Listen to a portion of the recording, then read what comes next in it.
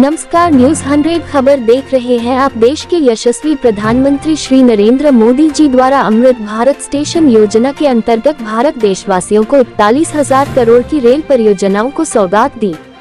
इसमें 554 रेलवे स्टेशनों के पुनर्विकास एवं 1500 रोड ओवरब्रिज अंडरपास का भारत देश के यशस्वी प्रधानमंत्री श्री नरेंद्र मोदी जी व भारत सरकार में रेल मंत्री माननीय श्री अश्विनी वैष्णव जी द्वारा वर्चुअल शिलान्यास व उद्घाटन कर देशवासियों को सौगात दी, जिसमें नरेला विधानसभा क्षेत्र के नरेला बवाना, खेड़ा कलां और खेड़ा गली भी शामिल हुए। इस कार्यक्रम में दिल्ली प्रदेश भाजपा अध्यक्ष श्री वीरेंद्र सचदेवा जी, लोकसभा सांसद पद्म श्री हंसराज हंस जी, नरेला से पूर्व विधायक नील दमन खत्री व भाजपा कार्यकर्ता और रेलवे के पदाधिकारी सहित सैकड़ों क्षेत्रीय जनता शामिल हुई। 57 करोड़ की लागत से होगा नरेला बवाना फाटक पर अंडरपास का निर्माण। नरेला में जाम की समस्या किसी से छिपी नहीं है और रेलवे फाटक पर भी घंटों तक जाम लगता है, जिसमें लोग बुरी तरह फंसकर परेशान होते हैं। नरेला की अनाज मंडी में दिल्ली ही नहीं, आसपास के राज्यों से भी लोग अपना सामान बेचने के लिए आते हैं, जिससे नरेला फाटक पर भयंकर जाम की समस्या पैदा हो जाती है। रेलवे नोडल अधिकारी मनोज कुमार ने बताया कि नरेला बवाना रेलवे फाटक क्रॉसिंग को खत्म करने के लिए 57 करोड़ रुपए की लागत से एक अंडरपास तैयार किया जाएगा, जिसकी लंबाई 183 मीटर, चौड़ाई 12 मीटर, ऊंचाई 3.5 मीटर है। इस अंडरपास का निर्माण शुरू होने में अभी 5 से 6 महीने लग जाएंगे। इस क्रॉसिंग पर रोड ओवर अंडरब्रिज के निर्माण से रेलवे लाइन फाटक पर होने वाली दुर्घटनाओं में कमी आएगी। मेरी कौम, मेरी नेशन इंटरनेशनल लेवल पे इस तरह कंसिडर हो कि लोग जब हम बैरून मुल्क बाहर जाए तो कहें वाह, भारत से आए हैं जिसका प्रधानमंत्री मोदी साहब है। आपने देखा होगा कि पहले 3 शेरों वाला पासपोर्ट देख के अंग्रेजों का मूड ही खराब हो जाता था। पिछले दिनों मैं शिकागो गया था, उसको ये तो नहीं पता था मैं एमपी हूँ, लेकिन मैंने पासपोर्ट दिया तो मैंने कहा जी इंडिया से आया हूँ, मैं आर्टिस्ट। ओ कहने लगे तू उस धरती दा जिथे मिस्टर मोदी तो ऐसी हस्ती है, वो चप्पा चप्पा एक एक इंच ऐसा बनाना चाहते हैं। संस्कृति तो पहले भी बहुत अमीर है, लेकिन बहुत काम होना चाहिए था। आज़ादी के बाद जिन लोगों के हिस्से ये बागडोर आई, करना तो उन्हीं को चाहिए गया था। अभी अभी खत्री साहब बोल रहे थे, नील दमन भाई, कि 1980 के काम लटके हुए हैं। काम तो 47 से ज्यादा, बहुत सारे अनाउंसमेंट तो हुई थी।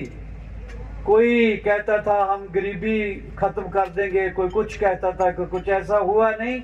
प्रैक्टिकली अगर किसी ने करके दिखाया है तो वो है नरेंद्र भाई।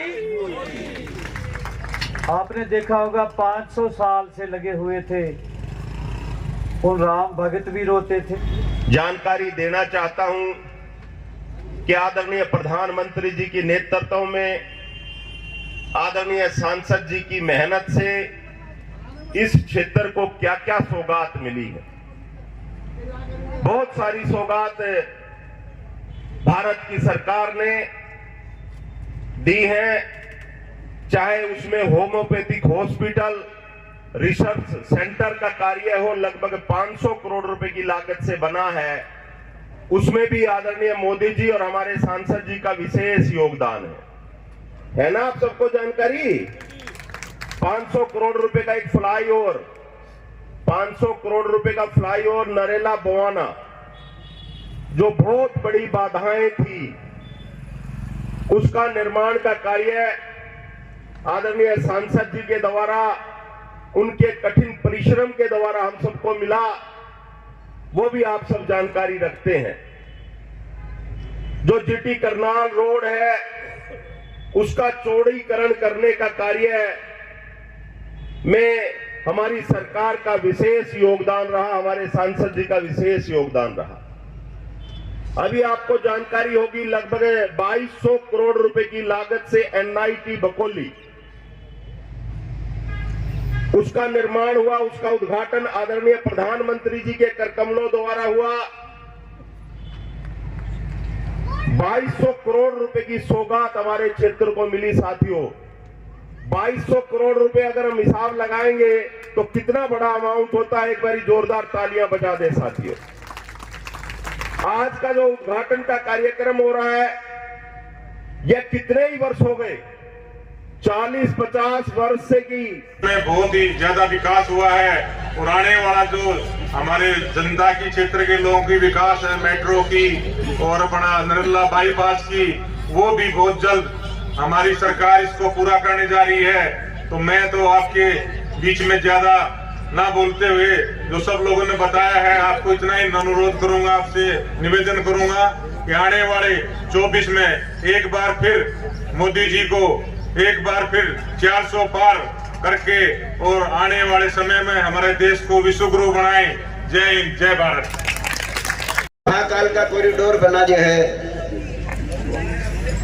वाराणसी में, काशी विश्वनाथ में बहुत बड़ा कॉरिडोर बना जो है, और अनेकों जो है शक्ति पीठों में जो है कॉरिडोर बन रहे हैं जो है।